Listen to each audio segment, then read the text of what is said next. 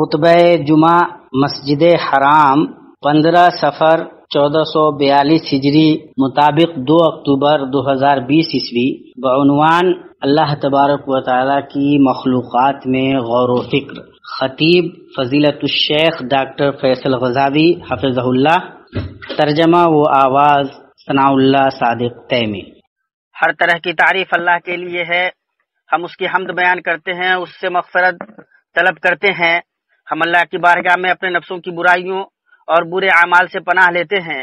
اللہ جسے ہدایت دے اسے کوئی گمراہ کرنے والا نہیں، اور جسے وہ گمراہ کرے اسے کوئی ہدایت دینے والا نہیں، اور میں گواہی دیتا ہوں کہ ایک اللہ کے سوا کوئی معبود برحق نہیں، اس کا کوئی شریک نہیں، اور میں گواہی دیتا ہوں کہ محمد اس کے بندہ اور اس کے رسول ہیں۔ اللہ تبارک و تعالیٰ نے ان کو ہادی، مبشر اور نذیر بنا کر بھیجا۔ درود و سلام ہو آپ پر اور آپ کے صحابہ پر، تابعین پر۔ اے ایمان والو، اللہ تعالیٰ سے اتنا ڈرو جتنا اس سے ڈرنا چاہیے، اور دیکھو مرتے دم تک مسلمان ہی رہنا۔ اے لوگو، اپنے پروردگار سے ڈرو جس نے تمہیں ایک جان سے پیدا کیا اور اسی سے اس کی بیوی کو پیدا کر کے ان دونوں سے بہت سے مرد اور عورتیں پھیلا دیں۔ اس اللہ سے ڈرو جس کے نام پر ایک دوسرے سے مانگتے ہو، اور رشتے ناطے توڑنے سے بھی بچو، بے شک اللہ تعالیٰ تم پر نگہبان ہے۔ اے ایمان والو، اللہ سے ڈرو اور سیدھی یعنی سچی باتیں کیا کرو، تاکہ اللہ تعالیٰ تمہارے کام سنوار دے اور تمہارے گناہ معاف فرما دے، اور جو بھی اللہ اور اس کے رسول کی تابعداری کرے گا اس نے بڑی مراد پالی۔ اما بعد، اللہ تعالیٰ کی مخلوقات پر غور و فکر کرنا عظیم ترین دلی عبادات اور ایمان میں بڑھوتری کے اسباب میں سے ہے۔ اللہ نے ہمارے لیے اس کائنات میں ایسی نشانیاں اور عبرت کی چیزیں رکھی ہیں جو اس کی الوہیت پر دلالت کرتی ہیں۔ تمام مخلوقات اس کی معرفت تک پہنچانے والی اور اس کی ربوبیت کے بلیغ براہین ہیں، اور تمام کائنات اس کی وحدانیت کی بولتی زبان ہے۔ اللہ نے اپنے بندوں کو جن چیزوں کی دعوت دی ہے ان میں سے آسمانوں اور زمین کی چیزوں پر غور و فکر اور عبرت کی نظر دوڑانا ہے۔ اللہ تعالیٰ نے فرمایا، آپ کہہ دیجئے کہ تم غور کرو کہ کیا کیا چیزیں آسمانوں میں اور زمین میں ہیں، اور جو لوگ ایمان نہیں لاتے ان کو نشانیاں اور دھمکیاں کچھ فائدہ نہیں پہنچاتی۔ اللہ کے بندو، ان واضح نشانیوں اور انوکھی مخلوقات جو کہ فکر و نظر کا مقام ہیں، ان میں سے پرندہ ہے۔ یہ وہ عجیب مخلوق ہے جسے اللہ نے ایسے خصائص اور امتیازات دیے ہیں جن کی وجہ سے وہ دوسری مخلوقات سے الگ ہے، اور اللہ سبحانہ کے کمال قدرت اور انوکھی کاریگری پر واضح دلالت کرتا ہے۔ پرندہ امتوں میں سے ایک امت ہے۔ اللہ تعالیٰ نے فرمایا، اور جتنے قسم کے جاندار زمین پر چلنے والے ہیں اور جتنے قسم کے پرند جانور ہیں کہ اپنے دونوں بازوؤں سے اڑتے ہیں، ان میں کوئی قسم ایسی نہیں جو کہ تمہاری طرح کے گروہ نہ ہو۔ ہم نے دفتر میں کوئی چیز نہیں چھوڑی، پھر سب اپنے پروردگار کے پاس جمع کیے جائیں گے۔ بنی آدم کی طرح خلقت، رزق، زندگی، موت اور قیامت کے دن اکٹھا کیے جانے میں پرندوں کی ٹولیاں اور اجناس ہیں۔ جب ان میں سے کوئی کسی پر زیادتی یا ظلم کرے گا، قیامت کے دن اس کا محاسبہ ہوگا، اور ظالم سے مظلوم کے لیے قیاس لیا جائے گا۔ اگر یہ اگرچہ یہ قیاس تکلیف نہیں، کیونکہ پرندے مکلف نہیں ہوتے، بلکہ یہ بدلے کا قصاص ہے۔ صحیح مسلم میں ہے کہ رسول اللہ صلی اللہ علیہ وسلم نے فرمایا، قیامت کے دن حقوق ان کے مستحقین کو ضرور دیے جائیں گے، یہاں تک کہ بغیر سینگ والی بکری کے لیے سینگ والی بکری سے قصاص لیا جائے گا، اور جب اللہ چوپایوں کے درمیان عادلانہ فیصلہ کر دے گا انہیں مٹی میں تبدیل کر دے گا۔ اللہ تعالیٰ کے بندو، اللہ نے جن چیزوں پر غور و فکر کرنے کے لیے ہماری توجہ مبذول کرائی ہے ان میں سے پرندوں کو آسمان و زمین کے درمیان مسخر کرنا ہے کہ وہ کیسے فضا میں اپنے پروں کو پھیلاتے اور سمیٹتے ہیں۔ اللہ تعالیٰ نے فرمایا، کیا ان لوگوں نے پرندوں کو نہیں دیکھا جو تابع فرمان ہو کر فضا میں ہیں، جنہیں بجز اللہ تعالیٰ کے کوئی اور تھامے ہوئے نہیں؟ بے شک اس میں ایمان لانے والوں کے لیے بڑی نشانیاں ہیں۔ اللہ نے اور فرمایا، کیا یہ اپنے اوپر کھلے ہوئے کیا یہ اپنے اوپر پر کھولے ہوئے اور کبھی کبھی سمیٹے ہوئے اڑنے والے پرندوں کو نہیں دیکھتے؟ انہیں اللہ رحمان ہی ہوا و فضا میں تھامے ہوئے ہے، بے شک ہر چیز اس کی نگاہ میں ہے۔ پرندے اپنے رب کی پاکیزگی بیان کرتے ہیں جیسے تمام مخلوقات کرتی ہیں۔ اللہ تعالیٰ نے فرمایا ایسی کوئی چیز نہیں جو اسے پاکیزگی اور تعریف کے ساتھ یاد نہ کرتی ہو۔ ہاں یہ صحیح ہے کہ تم اس کی تسبیح سمجھ نہیں سکتے، وہ بڑا بردبار اور بخشنے والا ہے۔ اور اللہ تعالیٰ نے پرندوں کے پر پھیلائے فضا میں تسبیح کرنے کی حالت کا ذکر کرتے ہوئے فرمایا کیا آپ نے نہیں دیکھا کہ آسمانوں اور زمین کی کل مخلوق اوپر پھیلائے اڑنے والے کل پرند اللہ کی تسبیح میں مشغول ہیں، ہر ایک کی نماز اور تسبیح اسے معلوم ہے، لوگ جو کچھ کریں اس اللہ بخوبی واقف ہے۔ سو اللہ کے ذکر سے غفلت برتنے والے کہاں ہیں، جبکہ یہ تمام مخلوقات با زبان اور بے زبان سب خوشو انکسار کے ساتھ اللہ کی پاکیزگی بیان کرتی ہیں اور انوکھی تنظیم اور عجیب نظام کے ساتھ صرف اللہ کی طرف متوجہ ہوتی ہیں، اس کے سوا کسی کی طرف متوجہ نہیں ہوتی۔ پرندے اپنے خالق کے لیے سجدہ کرتے ہیں جیسے ہر چیز چاہے نہ چاہے اس کی عظمت کے سامنے سجدہ ریز ہوتی ہے۔ اللہ تعالیٰ نے فرمایا کیا تو نہیں دیکھ رہا کہ اللہ کے سامنے سجدہ میں ہیں سب آسمانوں والے اور سب زمین والے اور سورج اور چاند اور ستارے اور پہاڑ اور درخت اور جانور اور بہت سے انسان بھی۔ آیات کے اندر چوپایوں سے مراد تمام حیوانات ہے اور ان میں سے پرندے ہیں۔ اللہ کے بندو، پرندے ان مخلوقات میں سے ہیں جنہیں اللہ نے اپنی نبی داؤد علیہ السلام کے لیے مسخر کیا تھا، وہ ان کی فرما برداری کرتے اور ان کی تابعداری میں اللہ کی پاکیزگی بیان کرتے۔ اللہ تعالیٰ نے فرمایا اور پرندوں کو بھی جمع ہو کر سب کے سب اس کے زیر فرمان رہتے۔ نیز اللہ نے فرمایا اور ہم نے داؤد پر اپنا فضل کیا، اے پہاڑوں اس کے ساتھ رغبت سے تسبیح پڑھا کرو، اور پرندوں کو بھی یہی حکم ہے، ان کے ساتھ تسبیح پڑھا کرو کا مطلب ان کے ساتھ تسبیح کو دہراؤ اور پڑھو۔ اللہ تعالیٰ نے فرمایا اور داؤد کے تابع ہم نے پہاڑ کر دیے تھے جو تسبیح کرتے تھے اور پرند بھی اسی طرح پرند اللہ کے نبی سلیمان علیہ السلام کے تابع لشکروں میں سے تھے۔ اللہ تعالیٰ نے فرمایا سلیمان کے سامنے ان کے تمام لشکر جنات اور انسان اور پرند بھی جمع کیے گئے، ہر قسم کی الگ الگ درجہ بندی کر دی گئی، اور اللہ تعالیٰ نے انہی پرندوں کی آواز سمجھنے کی طاقت دی، وہ ان کی بات اور گفتگو سمجھ سکتے تھے، چنانچہ انہوں نے اللہ کا شکر ادا کرتے ہوئے اور اس کی نعمت کو بیان کرتے ہوئے کہا ہمیں پرندوں کی بولی سکھائی گئی ہے اور ہم سب کچھ میں سے دیے گئے ہیں، بے شک یہ بالکل کھلا ہوا فضل الہی ہے۔ مسلمانوں، یہ پرندے لوگوں کو سبق اور عبرت سکھاتے ہیں جس سے وہ اپنی زندگی میں فائدہ اٹھا سکتے ہیں۔ چنانچہ قابیل جس نے اپنے بھائی حابیل کو قتل کر دیا تھا، اس کے قصے میں بہت اسباق ہیں، ان میں سے اللہ کا کوے کو الہام کرنا ہے کہ وہ اترے اور زمین کو کھو دے تاکہ اس میں دوسرے مردہ کوا کو دفن کر سکے، اور قابیل کو سکھلائے کہ کیسے اپنے بھائی کے جسم کو ڈھک سکے۔ اللہ تعالیٰ نے فرمایا پھر اللہ تعالیٰ نے ایک کوے کو بھیجا جو زمین کھود رہا تھا تاکہ اسے دکھائے کہ وہ کس طرح اپنے بھائی کی ناش کو چھپا دے۔ اسی طرح سلیمان علیہ السلام کی طرف سے پرندوں کی خبر لینے والے قصہ میں عبرت اور نصیحت کی چیزیں ہیں۔ ان میں سے ہدہد کا سلیمان علیہ السلام کو مخاطب کرتے ہوئے کہنا ہے، اس نے کہا میں ایک ایسی چیز کی خبر لایا ہوں کہ تجھے اس کی خبر ہی نہیں۔ اس میں اس بات کا بیان ہے کہ باوجود اس کے کہ سلیمان کو فضیلت نبوت، حکمت، وافر علوم اور بہت سی معلومات کی جانکاری سے نوازا گیا تھا، اللہ تعالیٰ نے انہیں ان کے علم کے سلسلے میں آزمایا کہ اللہ نے ہدہد کو سکھلا دیا جو انہیں نہیں سکھلایا، اور اسے اس چیز سے واقف کرا دیا جس سے انہیں واقف نہیں کرایا تھا۔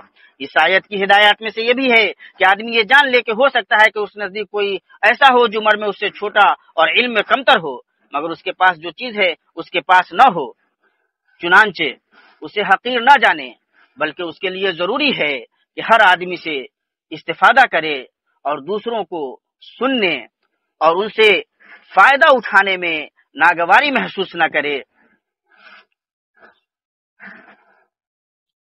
آدمی کو چاہے جتنا علم دیا جائے اور مخلوق کا علم چاہے جہاں تک پہنچے، وہ بہرحال محدود علم ہے، اور اللہ کے وسیع اور جامع علم جو ہر چیز کو محیط ہے کے سامنے کچھ بھی نہیں۔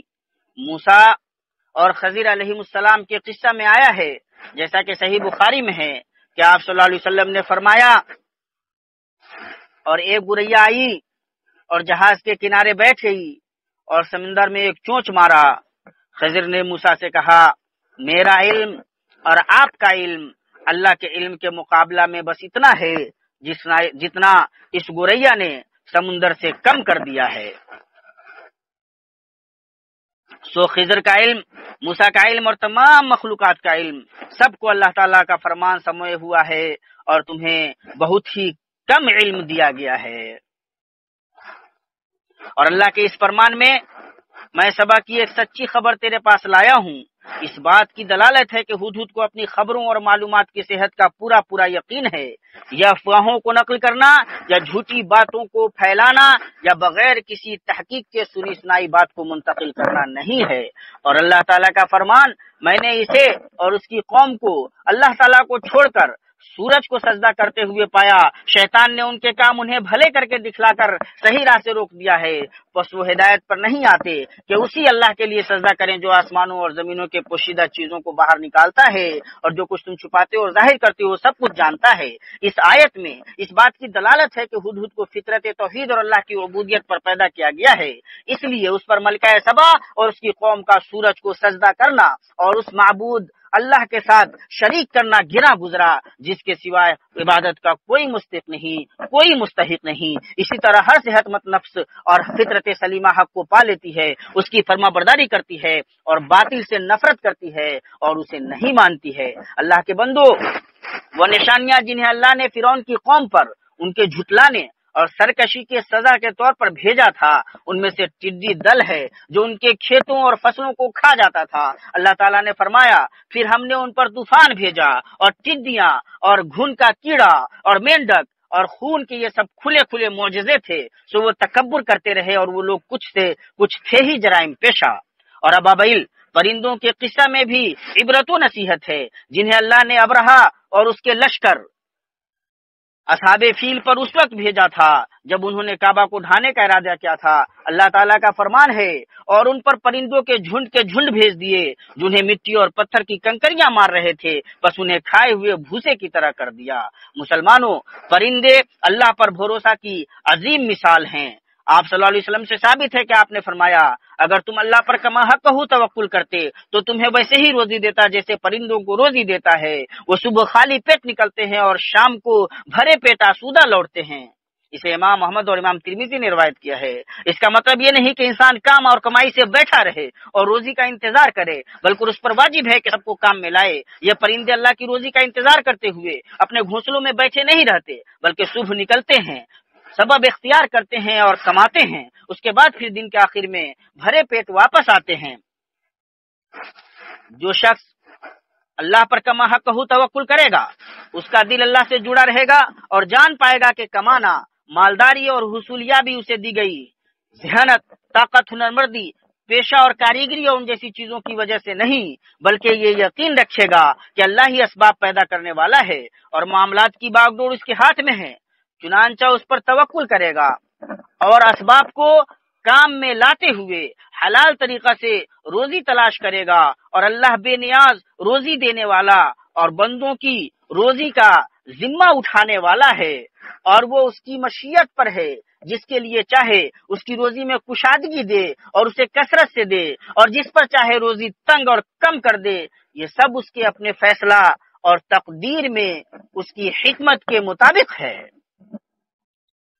اس حدیث سے یہ بھی معلوم ہوتا ہے کہ پرندے اپنے خالق عز و جل کو پہچانتے ہیں، وہ پرواز کرتے ہیں اور جس فطرت پر اللہ نے انہیں پیدا کیا ہے اور اس کے ذریعے اپنی مصلحتوں تک پہنچتے ہیں، اس کی مدد سے روزی تلاش کرتے ہیں۔ اسی طرح صبح سویرے دور دراز جگہوں تک ان کے جانے اور بغیر غلطی کے اپنی رہائش تک واپس لوٹنے میں باری تعالیٰ کی حکمت پر دلالت موجود ہے، جس نے ہر ایک کو اس کی خاص صورت شکل اتنا عنایت فرمائی، پھر راہ سجھا دی۔ مسلمان بھائیوں، پرندوں سے عبرت اور نصیحت لینے کی متعدد شکلیں ہیں۔ صحیح مسلم میں ہے کہ آپ صلی اللہ علیہ وسلم نے فرمایا، کچھ ایسے لوگ جنت میں داخل ہوں گے جن کے دل پرندوں کی دل کی مانند ہیں۔ ان لوگوں کے دلوں کا یہ وصف 3 چیزوں کا حامل ہے، یا تو ان کے دل رقت، نرمی، رحمت اور صفائی میں پرندوں کے دلوں کی مانند ہیں، یا ان کے دل ڈر اور ہیبت میں پرندوں کے دلوں کی طرح ہیں۔ پرندے سب سے زیادہ ڈرنے اور محتاط رہنے والے جانور ہیں۔ جو سب ان لوگوں کے دل نرم پڑے تو آخرت سے ان کا ڈر بڑھ گیا۔ مراد یہ ہے کہ یہ لوگ اللہ پر توکل کرنے میں ان پر پرندوں کی طرح ہیں۔ جو مخلوقات میں اللہ پر سب سے زیادہ توکل کرنے والے ہیں، آپ دیکھیں گے کہ وہ صحرا میں نکل جاتے ہیں جبکہ انہیں پتہ نہیں ہوتا ہے کہ دانا ملے گا یا نہیں، پھر وہ دانا پاتے ہیں اور بغیر کسی ہیلا کے اللہ ان کے پیٹوں کا وہ کھانا سے بھر دیتا ہے۔ پرندے ان جانوروں میں سے ہیں جو روزی جمع کرنے اور اسے حاصل کرنے کی طاقت نہیں رکھتے اور نہیں کل کے لیے ذخیرہ کر کے رکھتے ہیں، بلکہ ان کی کمزوری کے باوجود اللہ ان کے لیے روزی مہیا کرتا ہے اور ان کے لیے آسان بناتا ہے، جیسے اللہ عز و جل نے فرمایا، اور بہت سے جانور ہیں جو اپنی روزی اٹھائے نہیں پھرتے، ان سب کو اور تمہیں بھی اللہ ہی روزی دیتا ہے، وہ بڑا ہی سننے والا جاننے والا ہے۔ اور اللہ نے فرمایا زمین پر چلنے پھرنے والے جتنے جاندار ہیں سب کی روزیاں اللہ تعالیٰ پر ہیں۔ مسلمانوں، پرندوں کی اپنے رب کے لیے عبودیت کی مثالوں میں سے وہ حدیث ہے جو صحیحین میں ابو ہریرہ رضی اللہ عنہ سے مروی ہے، رسول اللہ صلی اللہ علیہ وسلم نے فرمایا، جب تم مرغ کی بانگ سنو تو اللہ سے اس کا فضل مانگو کیونکہ اس نے فرشتہ کو دیکھا ہے۔ اور آپ صلی اللہ تعالی علیہ وسلم سے ثابت ہے کہ آپ صلی اللہ علیہ وسلم نے فرمایا، تم مرغ کو گالی نہ دو، وہ نماز کے لیے جگاتا ہے۔ اسے امام ابو داؤد نے روایت کیا ہے، اور احمد کے ہاں ایک روایت میں ہے وہ نماز کے لیے بلاتا ہے۔ وہ ذات پاک ہے جس نے اس کا الہام کیا، اس کی بہترین تخلیق کی اور اسے پختہ انداز میں پیدا کیا۔ حدیث میں اس بات کی دلیل ہے کہ جس سے بھی بھلائی ملے مناسب نہیں کہ اسے گالی دی جائے اور نہ اسے حقیر سمجھا جائے، بلکہ اس کا حق ہے کہ اس کا شکر ادا کیا جائے، اس کی عزت و قدر کی جائے اور اس کے ساتھ بھلائی کی جائے۔ میں یہ بات کہہ رہا ہوں اور اللہ سے اپنے لیے اور آپ کے لیے تمام گناہوں سے مغفرت طلب کرتا ہوں، آپ بھی اس سے مغفرت طلب کیجئے، میرا رب بہت بخشنے والا مہربان ہے۔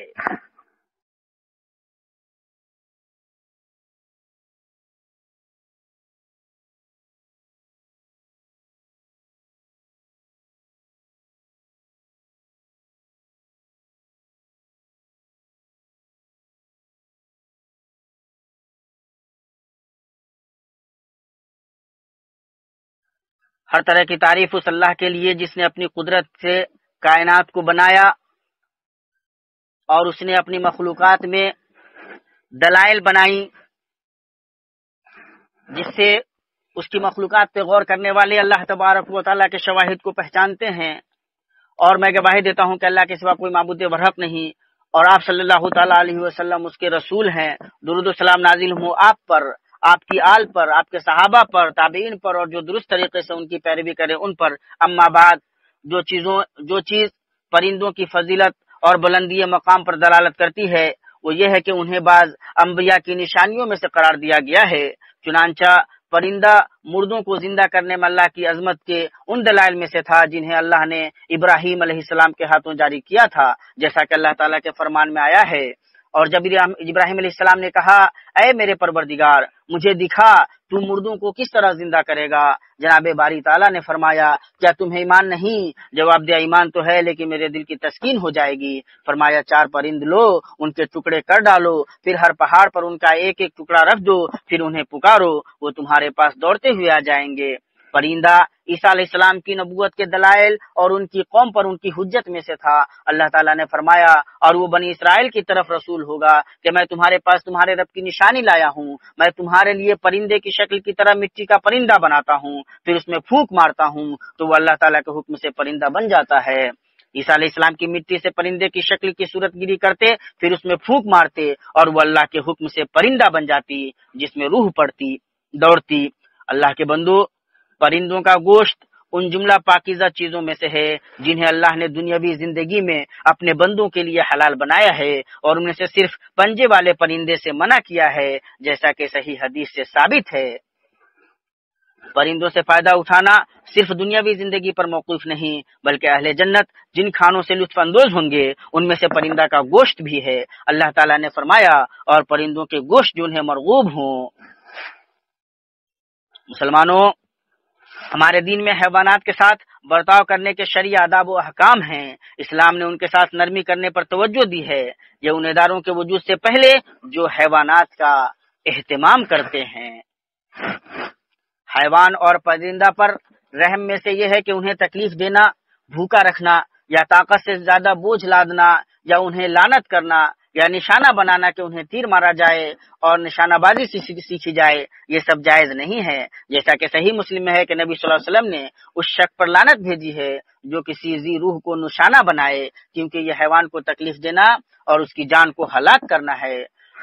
اور آپ صلی اللہ علیہ وسلم سے ثابت ہے کہ آپ صلی اللہ علیہ وسلم نے فرمایا، جس نے رحم کیا گیا، خواہ گوریا کو ذبح کرتے وقت ہی صحیح، اللہ اس پر قیامت کے دن رحم کرے گا۔ اسے امام بخاری نے ادب مفرد میں روایت کیا ہے۔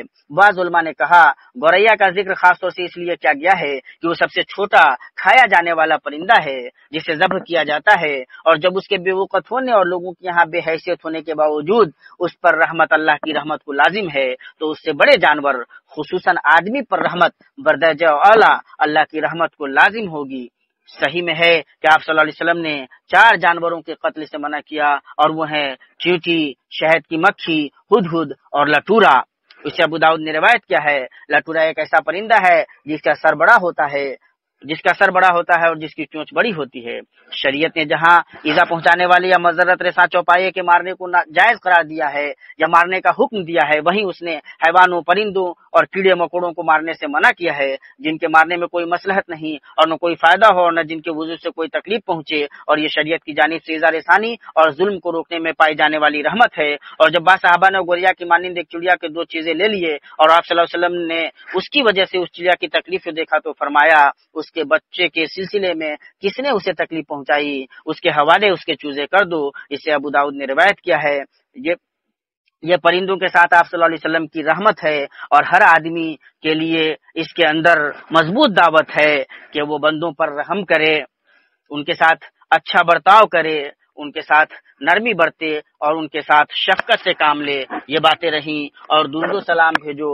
محمد صلی اللہ علیہ وسلم اللہ کے بندے ہیں، جیسا کہ اللہ تبارک و تعالیٰ کا فرمان ہے، بلا شبہ اللہ اور اس کے فرشتے نبی صلی اللہ علیہ وسلم پر رحمت بھیجتے ہیں۔ اے ایمان والو، تم بھی ان پر درود اور خوب خوب سلامتی بھیجتے رہا کرو۔ اے اللہ، اپنے بندے اور رسول محمد اور ان کے اہل بیت پر تو درود و سلام نازل فرما، اسی طرح جس طرح تو نے ابراہیم اور آل ابراہیم پہ برکتیں اور رحمتیں نازل فرمائی، اور محمد صلی اللہ علیہ وسلم اور ان کی آل پر ویسی ہی برکتیں نازل فرما جس طرح تو نے آل ابراہیم پہ فرمائی۔ اے اللہ، اسلام اور مسلمانوں کی مدد فرما۔ اے اللہ، دشمنوں کو رسوا کر۔ اے اللہ، اسلام کے دشمنوں کو تباہ و برباد کر۔